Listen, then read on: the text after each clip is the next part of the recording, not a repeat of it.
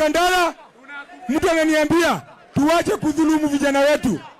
Asante kwa kuchagua channel yetu ya Mwamogusi TV ili uwe wa kwanza kutazama vipindi vyetu pindi tunapokuja hewani. Subscribe, like and comment, na usikose kuguza alama ya kengele.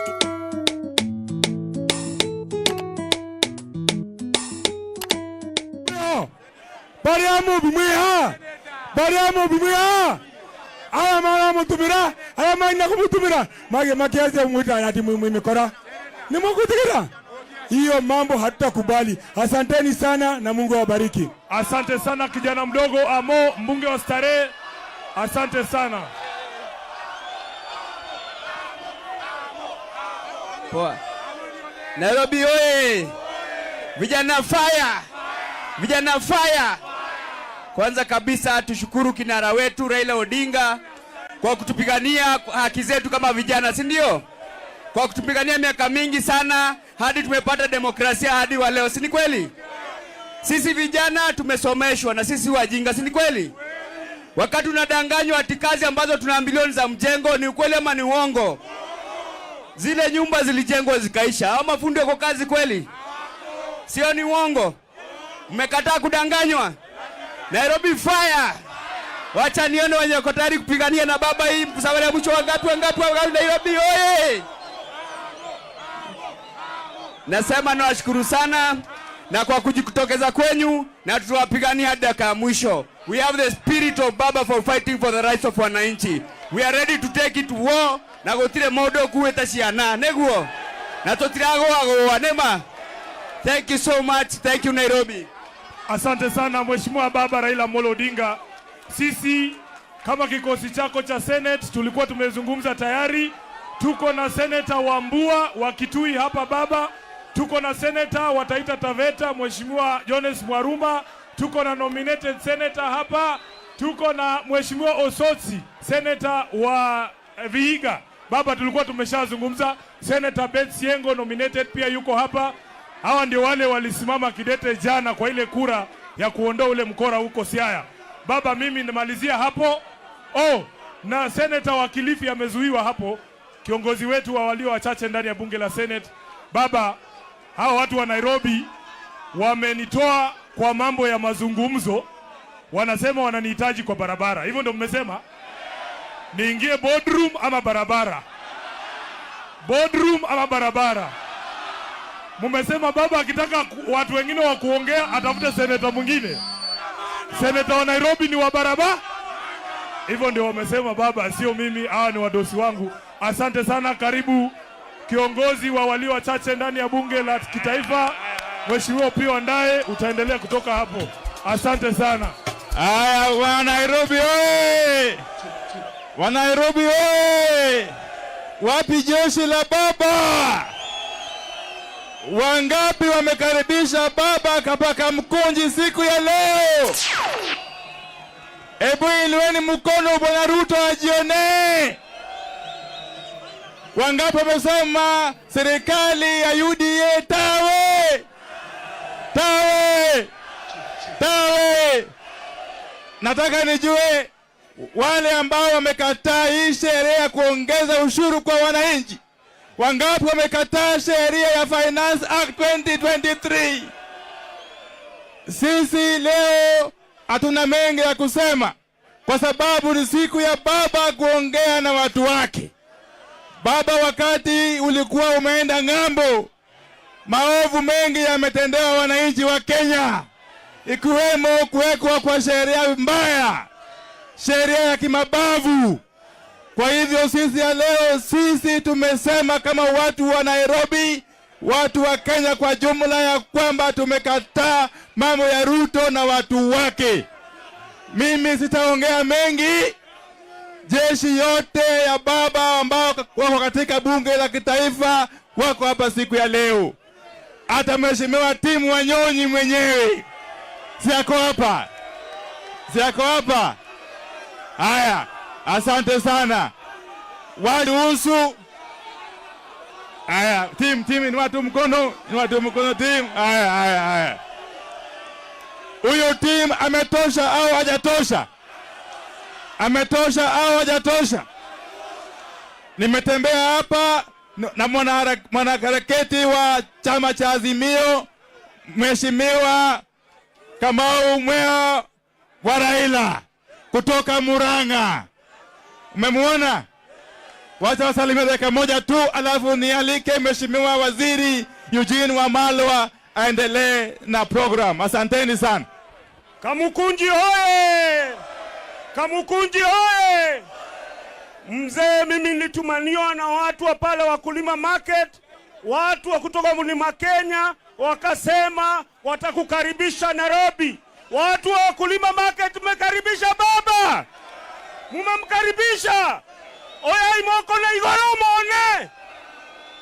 Kwa Kikuyu, tawe, wa Kikuyu wanasemanga asha. Nikisema kitu nasema asha.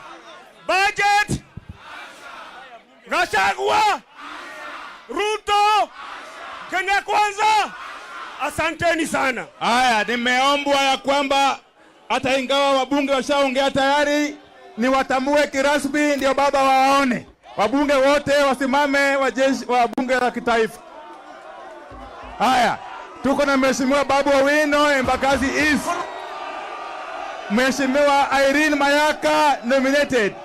Mheshimiwa Joshua Ron Kisumu Central. Mheshimiwa Muliungi kutoka Kitui Mwingi Central. Mheshimiwa Adibo Okuome kutoka Karachuonyo. Mheshimiwa Jared Okelo wa Nyando. Mheshimiwa Ivo Bara wa Kabondo Kasipul. Mheshimiwa Rosa Buyu wa Kisumu West. Mheshimiwa Mili Odhiambo Gesa wa Suba North. Mheshimiwa Daktari Lilian Gogo wa Rangwe. Mheshimiwa Otiende Amolo wa Rarieda. Mheshimiwa Muago wa Starehe. Mheshimiwa Oluoch Anthony Wakili wa Mathare. Mheshimiwa Ken Chonga wa Kilifi North. Mheshimiwa Mawate Julius wa Embakasi South. Mheshimiwa Alad wa chairman mwenyewe wa Makadara. Mheshimiwa Daktari Ojiambo Oundo wa Funyula. Mheshimiwa Peter Salasia wa Mumias East. Mheshimiwa Daktari James Nyikal wa Seme. Mheshimiwa Sama Tandi wa Lego Usonga. Naibu ya walio wengi katika bunge la kitaifa, Mheshimiwa Robert Mbui wa Gadhiani. Mheshimiwa Ong'ondowere Sir Charles wa Kasipul. Mheshimiwa Adui Nyang wa Kisumu. Mheshimiwa Tim Wanyonyi wa Western. Asanteni sana. Wacha nialike Waziri Eugene Wamalwa aje mbele aendelee na ratiba. Asanteni. Mwenyezi Mungu abariki.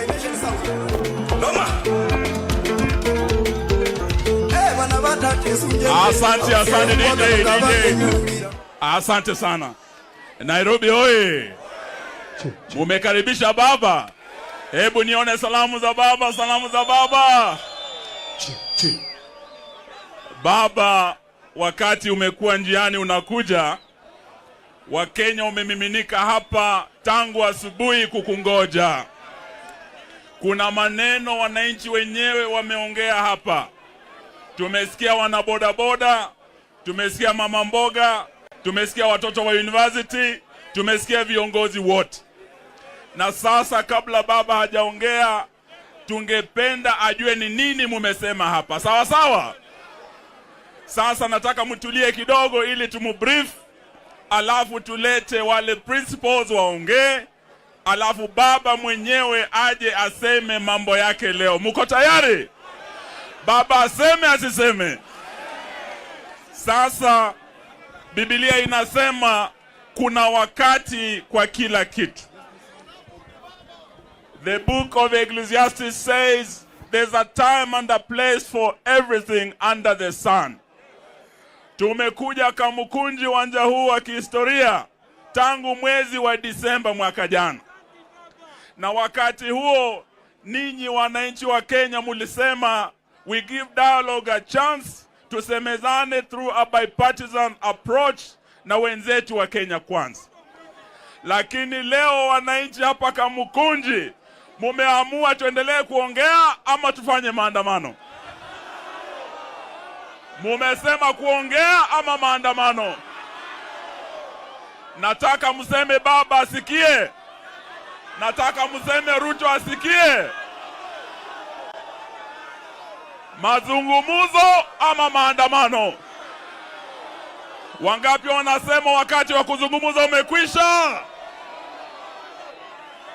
Sasa baba, that is the first resolution. Asante. Si tumekubaliana maandamano? Asante. Resolution yetu ya kwanza Kamukunji, na nataka mtulie ili Ruto atusikize siku ya leo. Sisi tulitaka apunguze bei ya vitu ili gharama ya maisha ishuke. Yeye badala ya kuwapunguzia ninyi watu wa chini, amepunguzia mabwenyenye wenzake wale wako na mahelikopta, amewaondolea 16% tax. Hiyo tax badala ya kuondolea nyinyi ametoa 8%, ameingisha hadi 16%. Hiyo ni kupunguza ama kuongeza? Kupunguza ama kuongeza? Kutoka 8%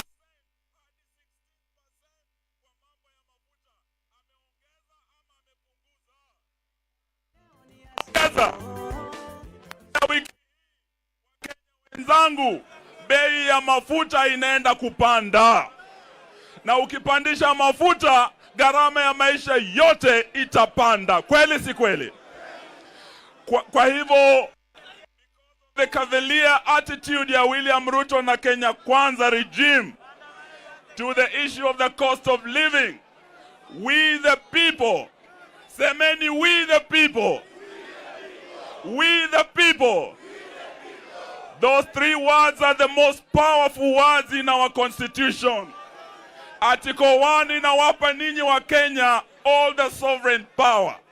You only donate it to your representatives. Tuko pamoja? Sasa tukisema we the people, nataka mseme na sauti. Sema we the people. Tukiwa Kamukunji tumeamua hivi. Sasa sikiza niwasomee vile tumeamua. That there will be no more talks.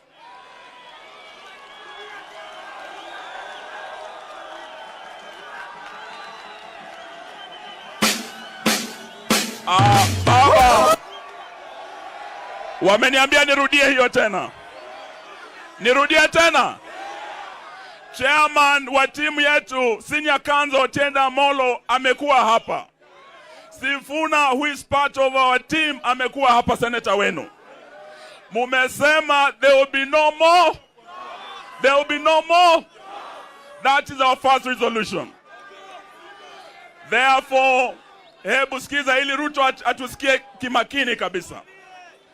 Having imposed on us the punitive taxation measures contained in the Finance Act 2023, in complete disregard of our views, we declare an end to the bipartisan talks to which we had sent our delegation in the hope that Kenya Kwanza will show interest in resolving the pro-people issues, including the cost of living. It is time for action. Wakati wa kuongea umekwisha. It is time for resolution ya pili. Tuendelee tusiendelee? Resolution ya pili. From today, we embark on a campaign of defiance and civil disobedience, which will take different forms at different times, including refusal to pay taxes, and whose aim nirudie hapo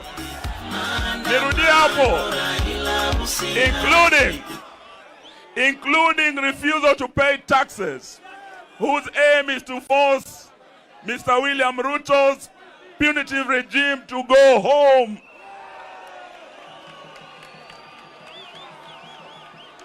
Tuendelee tusiendelee? Tuendelee tusiendelee? We the people. Semeni, we the people. We the people.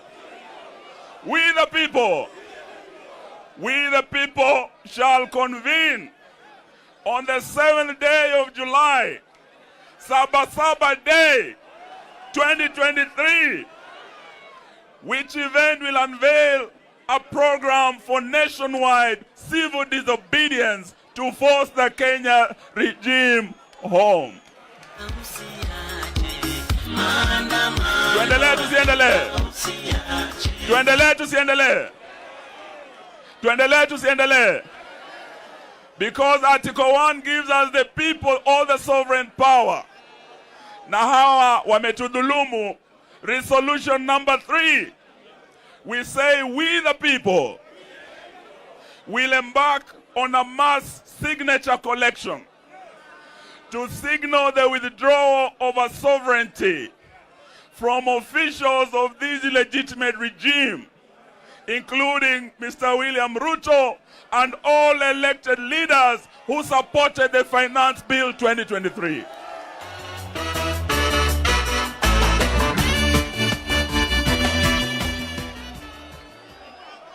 Ya ine, tuendelee tusiendelee? Resolution number 4. Sema, we the people recognize and appreciate the efforts that members of civil society and all progressive forces in our republic are making to free Kenya from the despotic Kenya Kwanza administration. And we will pursue collaboration and joining of forces for the sake of our nation. Ya tano na ya mwisho. We the people condemn Ruto and his regime's lack of respect for the media, which is consistent with every dictator's lack of regard for the rule of law, constitutional order, and independent opinion. Munaunga mkono? We the people tumekubaliana? Sasa nataka munipe nafasi niite wenzangu wa wasalimu, ndio sasa tulete baba mwenyewe mweze kumsikiza. Sawa sawa? Tuko na rafiki wa baba anaitwa Maina Njenga. Huyu jamaa, asante. Ngoja kidogo. Kabla Maina Njenga hata hajaongea, we want to put the question. We the people. Sasa lazima mupige kura hapa. Lazima mupige kura, ulimwengu yote ijue mumekataa mambo ya finance bill. Sawa sawa? Tukisema finance bill, nataka nisikie tawe. Finance bill. Finance bill. Ruto. Kenya kwisha. So we now put the question. We now put the question. With the resolutions, 5 resolutions we have read here today,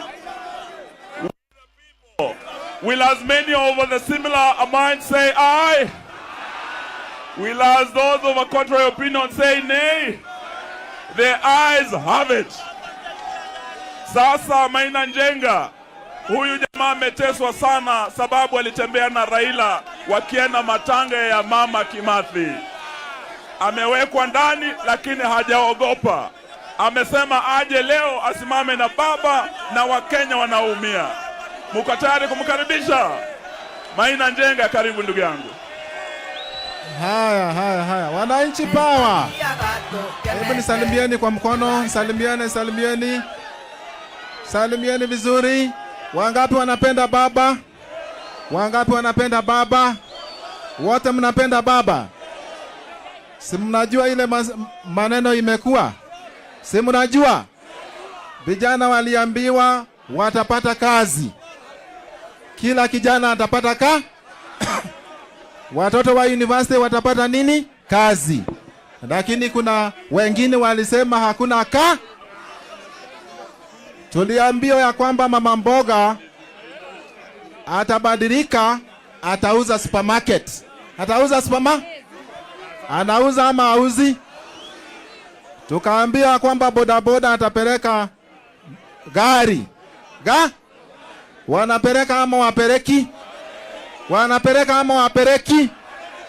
Sasa tumeshangaa sana kwa sababu hata vijana wanatozwa kodi. Wakifanya hawking, wakimafanya bodaboda, wakitembea pale popote, kuna shida. Zamani wakati tulikuwa tunafanya campaign, watu wote walikuwa mahasula. Saa hizi kila mtu anaitwa jina kulingana na kabila ya. Tunasema ya kwamba Kenya itaishi kuwa Kenya na vijana wa Kenya waache kuhangaishwa. Sisi tumeshaokoka na mimi ni bishop wa mabishop. Unanielewa? Sasa tunaambia Bwana Gachagua aingia hapo Lamu apigane na Al-Shabaab. Achana na vijana. Aingia apigane na Al-Shabaab. Tunasema hivi, tunangoja mwelekeo wa baba, vile baba atasema ndio itakuwa. Wangani wanaunga mkono? Wangapi wanaunga mkono? Kwa hivyo tushikilie hapo na tushikilie zaidi. Nasi tujitolee kwa sababu kila mmoja wetu anahitaji kukombolewa. Na sisi tumesimama imara na baba na tutasimama imara na vijana, na sisi hatutaogopa. Tutaendelea mpaka mwisho. Mungu awabariki sana, awaongeze nguvu na tuwe na heshima na nchi yetu kwa sababu tunaipenda. Pia nataka kuwashukuru hawa viongozi kina Eugene Wamalwa, kina Martha Karua na baba. Wakati nilikuwa kwa shida walikuja kutusaidia. Tuwapigie makofi. Na tunasema tunajiunga pamoja na hatutarudi nyuma. Asante sana. Mwenyezi Mungu atubariki. Wapi makofi ya Maina Njenga?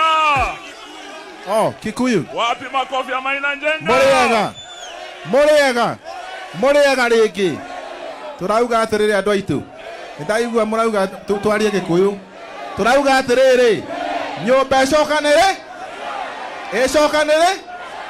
na turuta wira twi hamwe ni undu wa muheshimiwa Raila Amolo Odinga na atongoria ya Azimio. Turuta wira twi hamwe na tutigakorwo twi na guoya.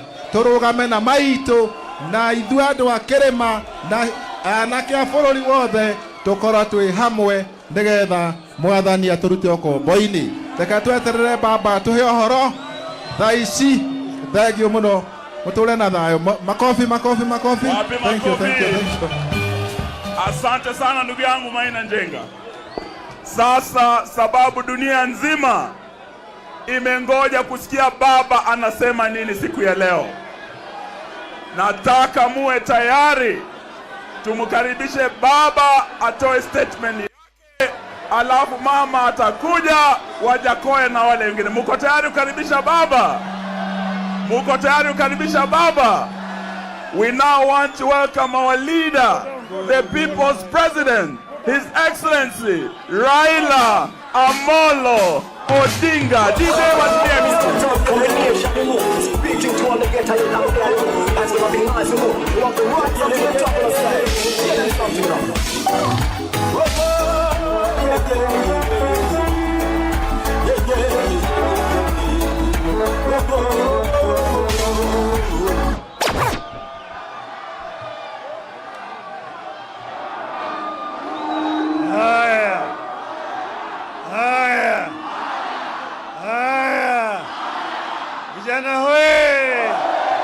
Vijana hoe!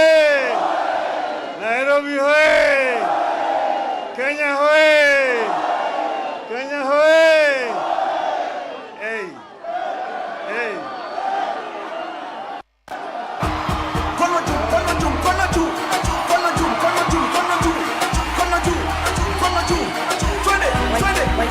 Twende! Vijana munataka nani? unamtaka nani? Hey. Nimeona na nimeridhika. Mmekuja kwa fujo. Anaye macho na anayesikia na kwanza, leo nimerudi nyumbani baada ya ziara ya siku 10.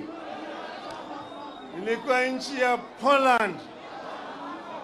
Poland, katika mji unaitwa Gdansk.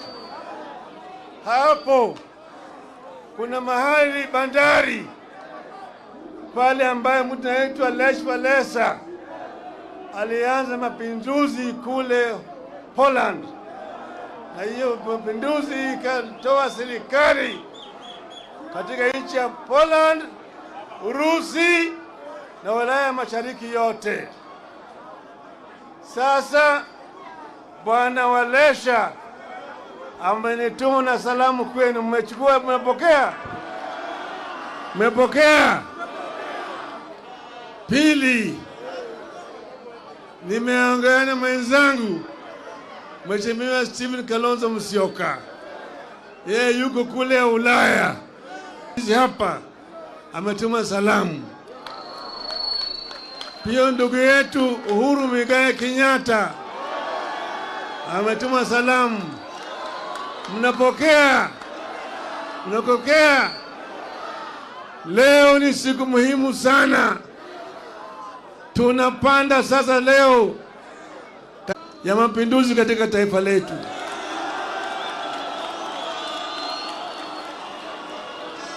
Kwa hivyo nataka mniruhusu kwanza niongee na dunia mzima, nieleze sababu gani nataka kufanya. Unakubali?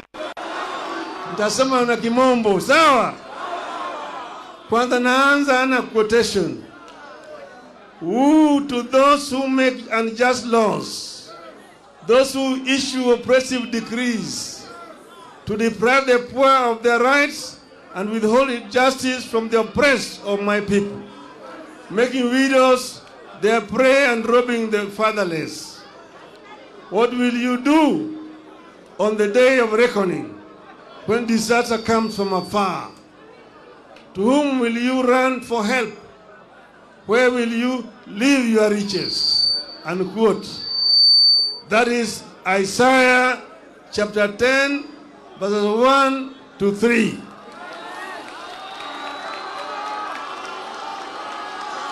Mr. William Ruto used to love this verse.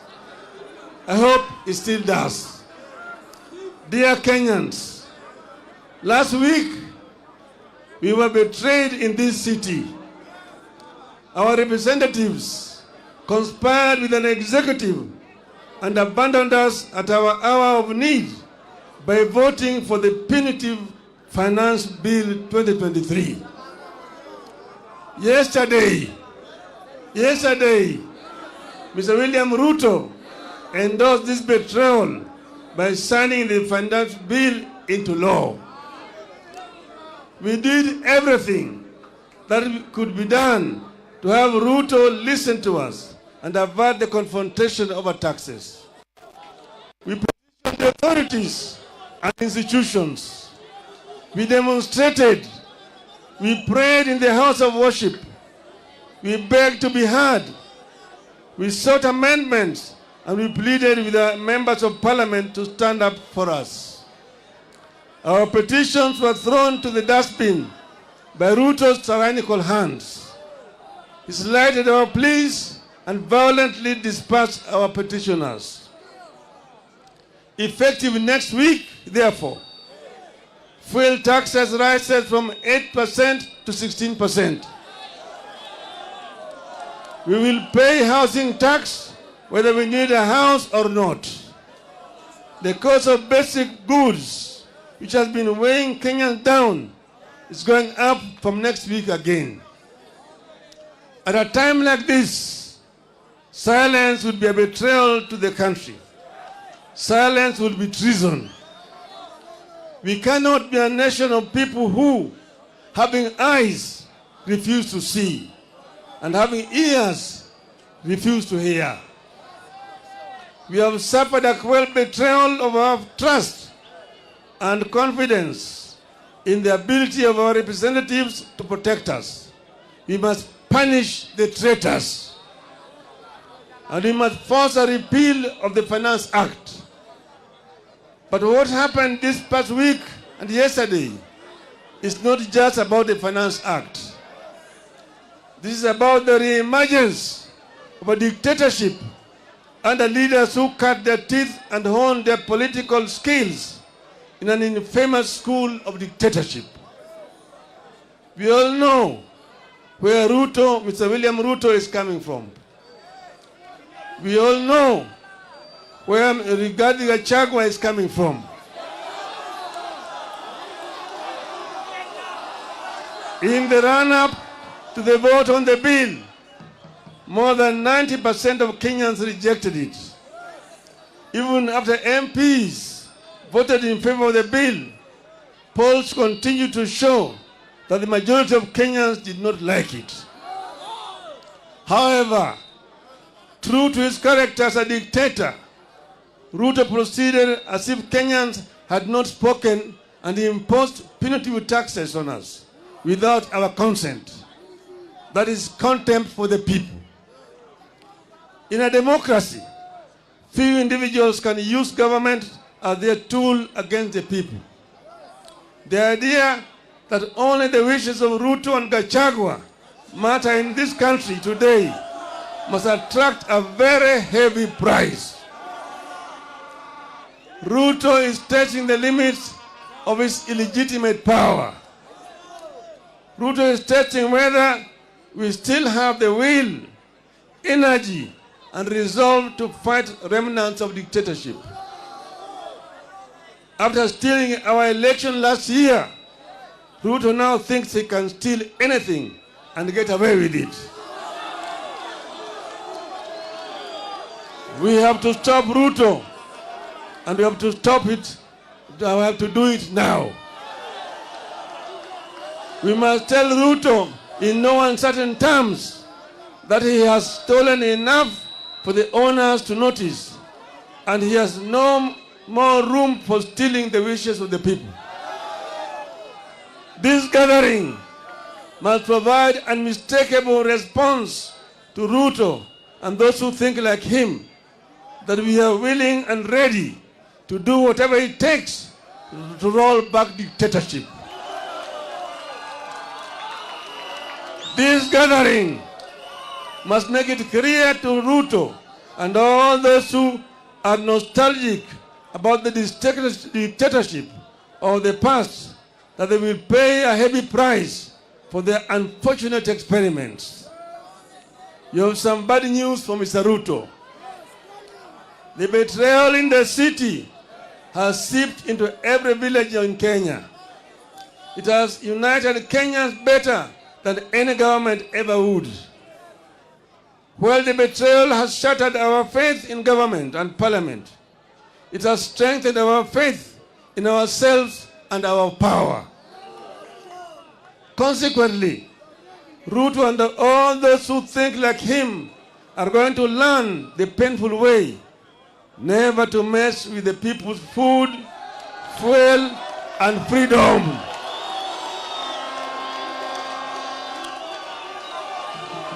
Hello? Ruto and his ilk are going to learn the hard way that Kenyans are fed up but not helpless. In this time of desperation in the country, Ruto is selling illusions of hope to our people with the phantom proposals that are meant to line the pockets of his cronies. It is wrong. It is cruel. It is evil. The question we must ask ourselves is, can a leader mean well for the people than the people do for themselves? The answer is no. Kenyans must not trust that insider smile that Ruto wears. It is betrayer's kiss. If Ruto meant well, he would have listened to the people. He did not, and now we must fight. Fellow Kenyans, comrades, a regime that has so blatantly ignored and betrayed us does not deserve our delegated power. We are taking back our sovereign power. We are going to the trenches ourselves to fight for ourselves. This regime does not deserve our obedience. We have no obligation to work for the success of a regime that has no interest in our success. We are the people.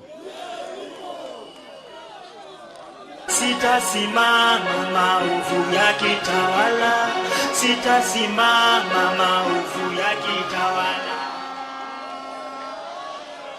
Hello? There's no other option left. We must fight. We are going to fight everywhere and anywhere until the Finance Act is repealed.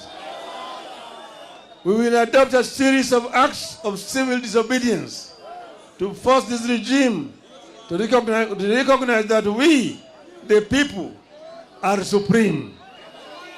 Through civil disobedience, we will deny Ruto the taxes he thinks he can extort from us by force. Dear Kenyans, we have been abandoned by our leaders. We must now look out for each other and be our brothers and sisters keepers. Here, therefore, are my requests to you, my people of Kenya. Let us embrace tax boycotts. Let us deny Ruto the fuel tax by limiting consumption of petrol and diesel. One way to do this is to carpool. Let us arrange to make regular journeys in a single vehicle whenever possible. Give each other a ride.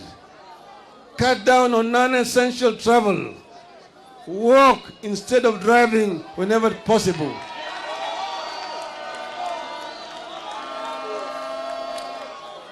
I appeal to all employers to allow their workers time to walk to and from work. I appeal to matatu owners to support tax boycotts.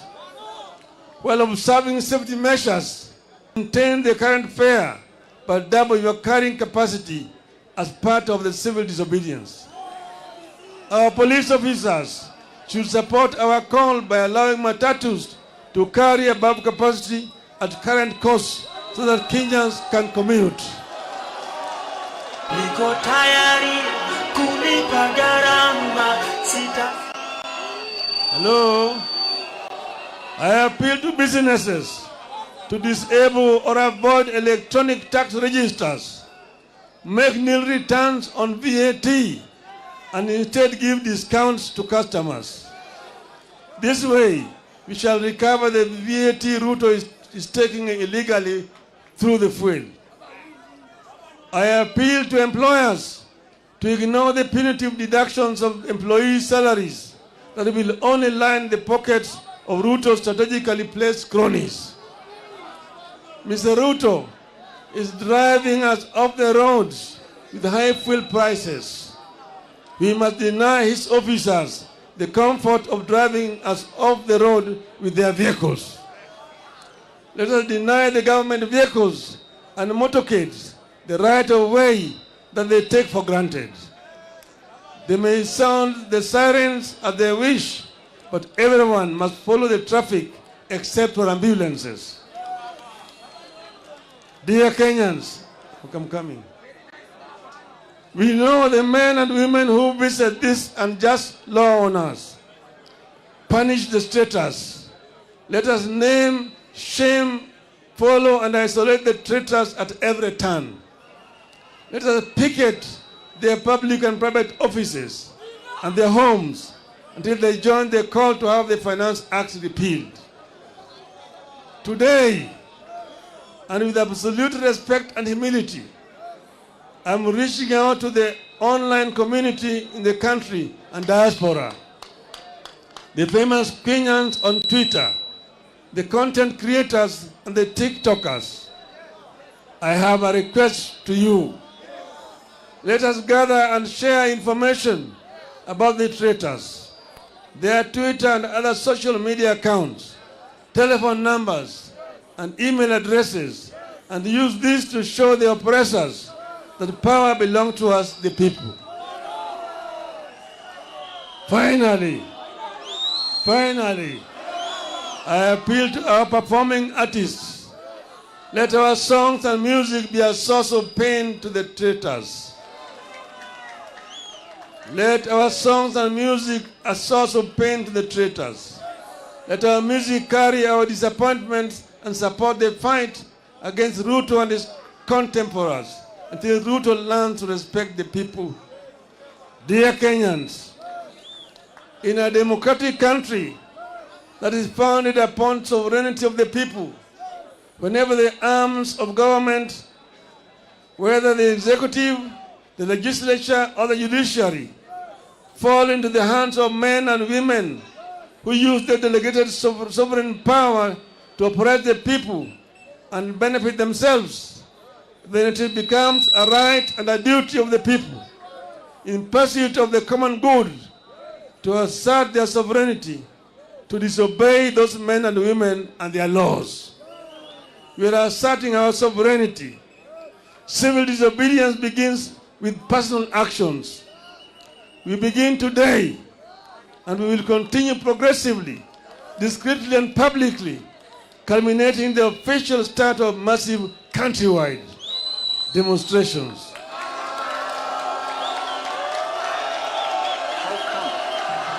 That fuel in Uganda is cheaper than fuel in Kenya. Ooh.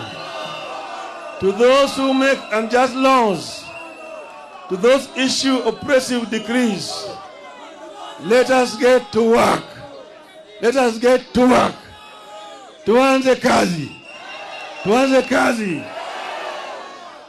Tumesema hao watu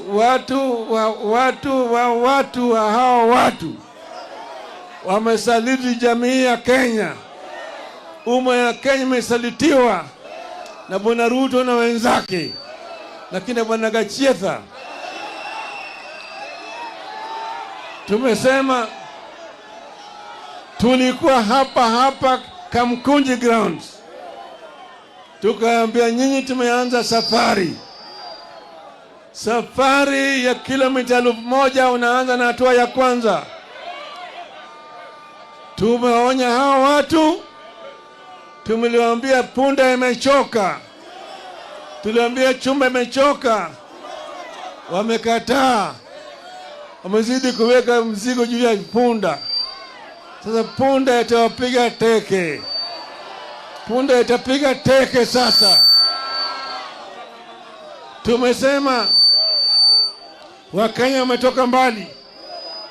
Mzungu walijaribu, lakini Wakenya wakale walisimama imara, wakamwambia mzungu, patia mbali, tutarudi Ulaya. Mzungu alirudi Ulaya. Ikaja serikali ya dhuluma. Bili serikali ilikuja hapa yafuata Nyayo na kadhalika. Tukasema hata wewe utatoka. Nyayo walienda, sivyo? Kama wale walienda, wewe ni nani? Wewe ni nani? Sisi hatuwezi kutishwa na watu wachache. Hatuwezi kutishwa na watu wachache ambaye waliiba kura zetu. Tunajua vile waliiba kura zetu. Tukawaambia Wakenya wanataka namna hii na wao hawalewi. Sasa imefika kiwango wakati wanatakana Wakenya wasimame imara, waonyesha watu ya kwamba Wakenya si punda zao. Wakenya wanaweza kuleta mabadiliko. Tumesema kwa kimombo hapa, tunatoa ile uwezo ambaye sisi kama wananchi tuliwapatia hawa watu. hiyo uwezo inarudi kwa mkono ya wananchi. Wewe ni mwananchi. We are the people. Semani, we are the people. We are the people. We are the people. Inua mkono, we are the people.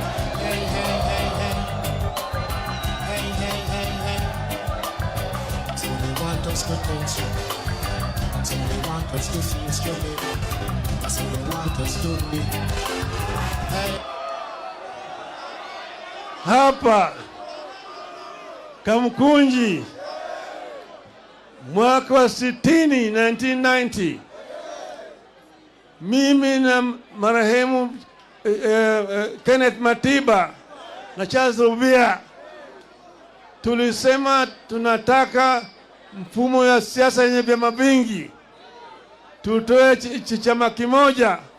Nyayo walikataa, akasema Kenya is not ready for multipartyism. Itachukua miaka 100 kabla Kenya haijarudi kwa multipartyism.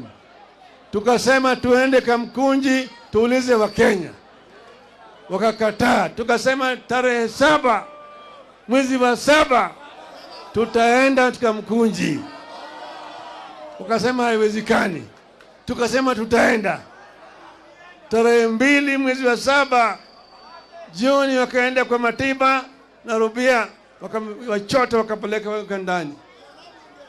Siku 2 baadaye tarehe 4 wakaja kwangu wakanichota, nikamwambia mimi niko tayari, wakanipeleka ndani. Lakini wa Kenya walijitokeza siku hiyo.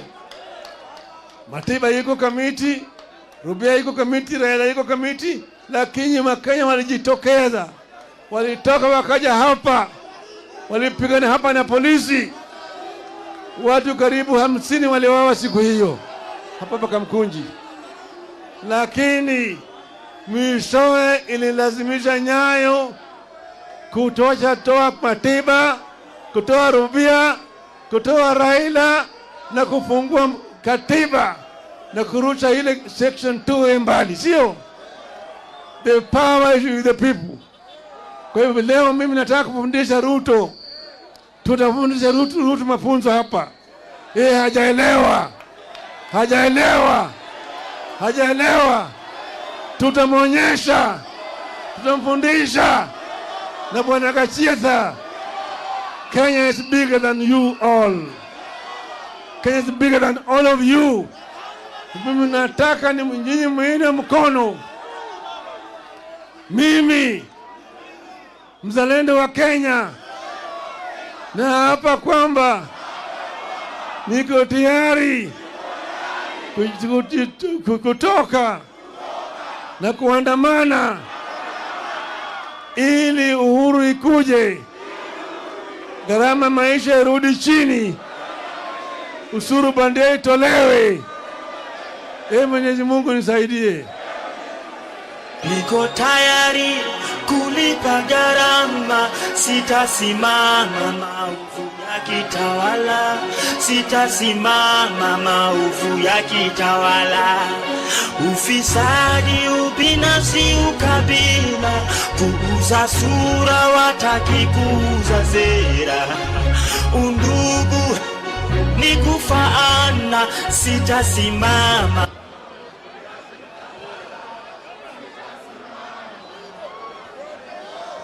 Hello. Niko tayari. Hello. Mama Shujaa Martha Wangari Karua. Kamukunji oye! Kamukunji oye!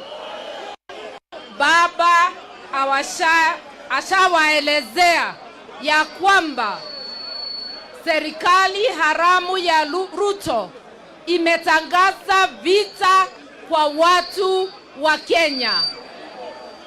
The Republic of Kenya has ceased to exist as we know it.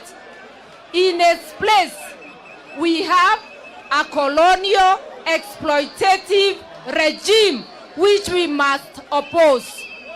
Na kwa hivyo sote tukubaliane ya kwamba Ruto must go. Ruto must go. Sababu ameharibu demokrasia, ameharibu mali ya Wakenya. Nataka kuwaelezea kidogo. Tumeambiwa na controller wa budget kule State House wanakunywa chai ya milioni 8 kila siku. Okay. DJ, wacha tu leta wimbo moja watu waweze kutulia. So they want us to think so. So they want us to feel stupid. So they want us to be. Hey, hey, hey, hey. Okay. Hey, hey, hey. Okay. Muko tayari tuendelee tusiendelee? Basi namwambia controller wa bajeti amegundua ya kwamba kule State House wanakunywa chai ya milioni 8 kila siku. Milioni 8 zimetosha kuajiri vijana 17,000 wakilipwa 500 kila mmoja wao kazi mtaani. Hiyo ni kusema hii serikali yaangalia maslahi ya wale mabonyenye na inasema wacha Wakenya wakufe njaa. Hii serikali inafikiria kama Makenzi kule Chakahola. Wanatuambia ya kwamba tuwape miaka 2 uchumi urekebishwe. Sasa nakuuliza, unaweza ishi miaka 2 bila chakula? Unaweza kaa miaka 2 bila matibabu? Miaka 2 bila mtoto wako kusoma? Hawana pesa ya kusaidia Mkenya, lakini wako na pesa ya kuajiri ma-CS, ma-PS 50 na assistant ministers 50. Mumekubali pesa yenu kuharibiwa. Mumekubali munataka unga au munataka assistant ministers? Munataka walimu kwa watoto wenu au munataka mabwenyenye? Mimi nasema tuwe tayari kulipa nini? Tuwe tayari kulipa gharama. Tusikubali kunyanyaswa tena. Tuko tayari kutokelezea. Niko tayari kulipa gharama, sitasimama maovu ya kitawala, sitasimama maovu ya kitawala. Ufisadi, ubinafsi, ukabila, kuuza sura, wataki kuuza sera. Undugu ni kufaana, sitasimama maovu ya kitawala. Nikimalizia sababu masaa imeenda. Ile pesa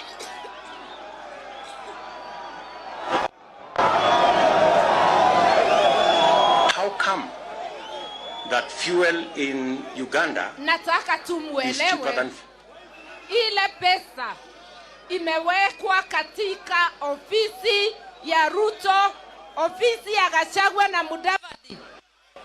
Inatosha kusomesha watoto wetu bila malipo vile Azimio ilisema. Imetosha kulipa matibabu kwa Wakenya wote.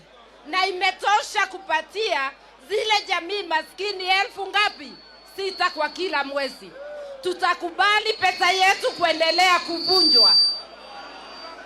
Wakenya, hii ni wakati wa kufagia nyumba iko chafu. Tufagie, Zakayo ashuke, nchi yetu irudi kwa mikono yetu. Na kwa hivyo leo hii hatumuulizi Zakayo ashuke, tutamsukisha sisi wenyewe. Zakayo must, Ruto must. Na kwa hayo machache wacha nirudishie Eugene. Tuendelee tusiendelee? Unataka msikie vile Ruto aliwadanganya?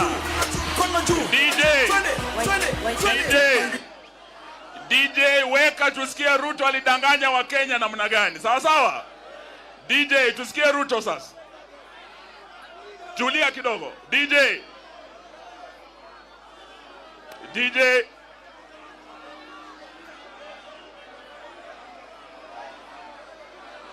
DJ, hawa watu walidanganya wa Kenya watashukisha bei ya mafuta.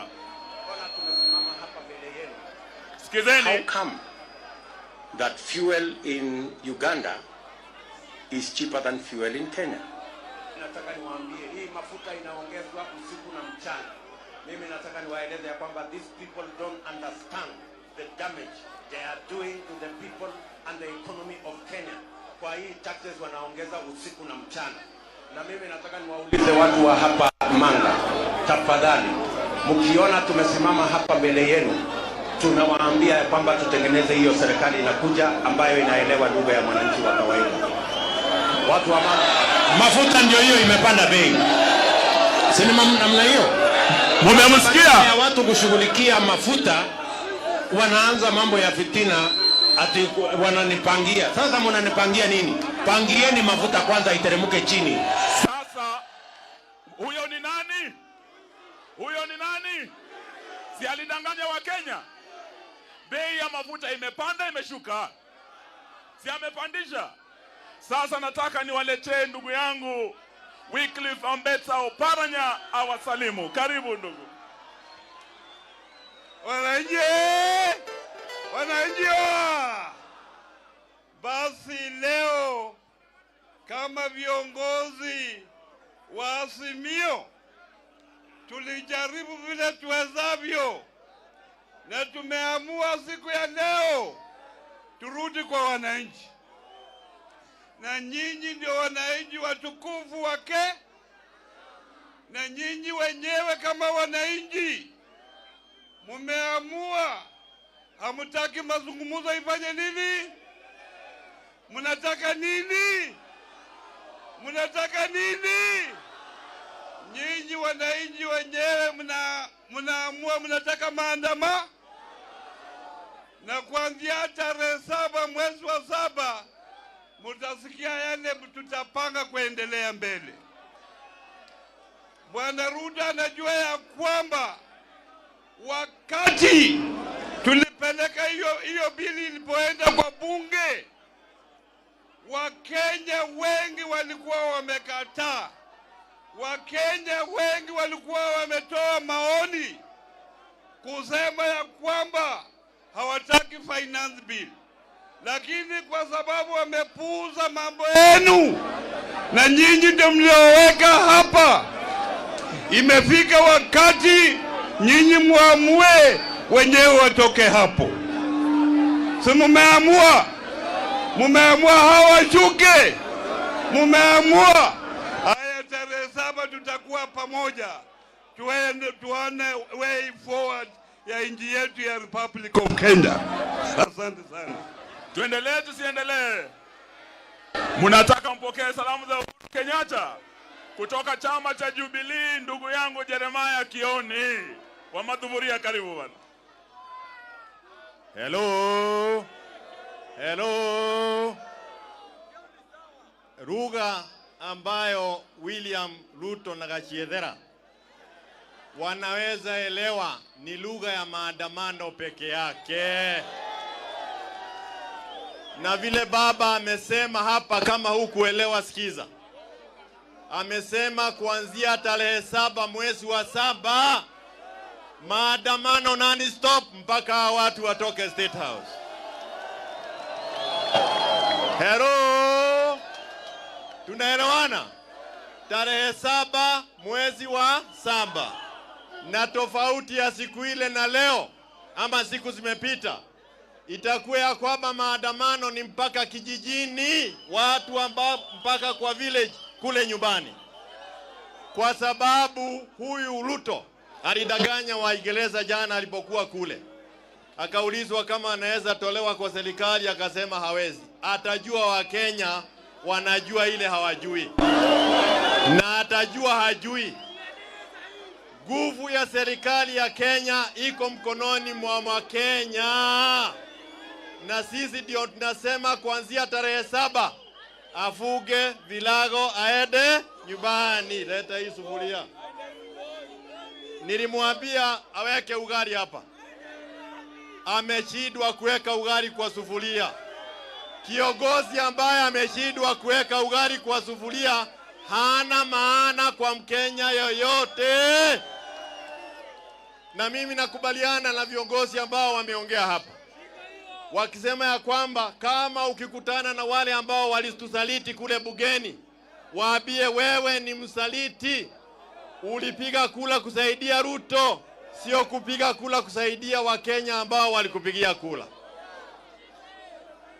Mjue ya kwamba mara ya kwanza tangu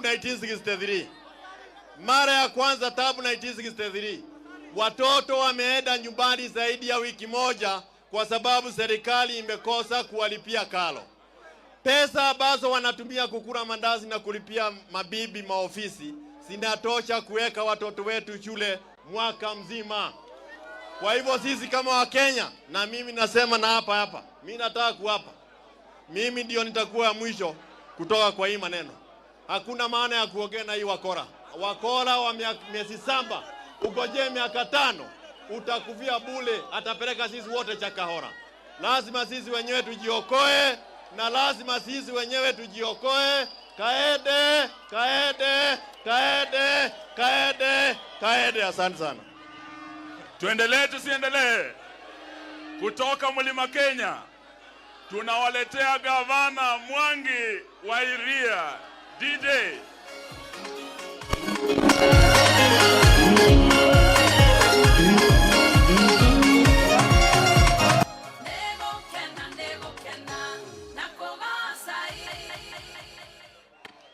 asante sana. Tafadhali tutulie kidogo. Baba,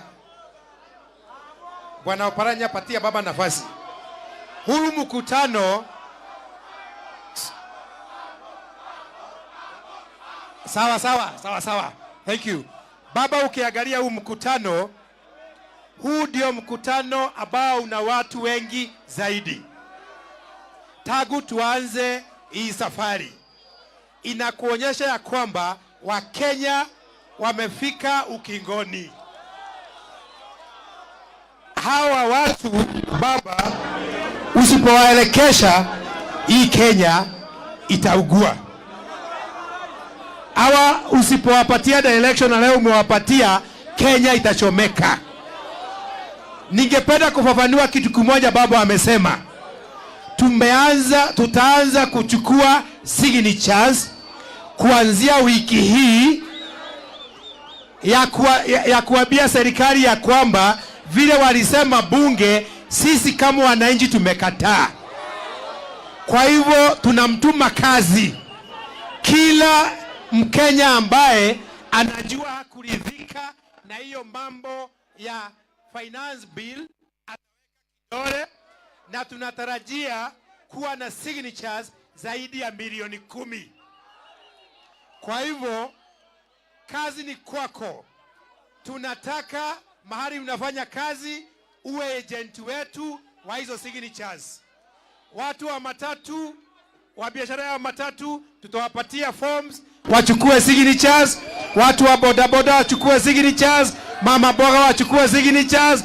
Kila mahali, alafu tukusanye zote tumpatie baba atuambie, kwa sababu wa Kenya wameongea, hiyo hatua nyingine zaidi ni gani? Thank you very much. Sasa tunaleta Wajakoya. DJ wachilia kitu. Asante. Kwa vile muda DJ muda ndio hamna. Baba ametoka mbali, amechoka, na unaona MPs wengine wameanza kutoroka kama baba yuko hapa. Wale ambao ni MPs ambao wameondoka kuharibu mkutano wa baba, wakijua kwamba baba yuko hapa na anaondoka wote, muandike hiyo majina. Hiyo sio heshima kwa baba, kweli rongo? Wale maheshimiwa wote na MCS. Sasa ya pili niko na vitu vitatu. Number 1, while you are away, Baba, while you are away, one of your members of parliament was attacked yesterday. Huyo Mheshimiwa Ong'ondo Were, Mheshimiwa Ong'ondo Were aliatakiwa jana Kisumu Airport akiwa anangojea kupanda ndege na Bwana Hesbon Omolo Agar, board chair, board member KEMSA, a brother to the permanent secretary for internal security, which means that impunity has started. Impunity has started where a low-ranking officer of a government, can now misuse his brother to intimidate an elected member of parliament. Ya pili, ningetaka kuuliza hii serikali kwamba yale mashtaka yote ambayo imewekewa Maina Njenga yatupiliwe mbali. Ya tatu, mimi mnajua nimesoma. Gachagua na mimi nani amesoma? Ukiniweka na Gachagua katika room moja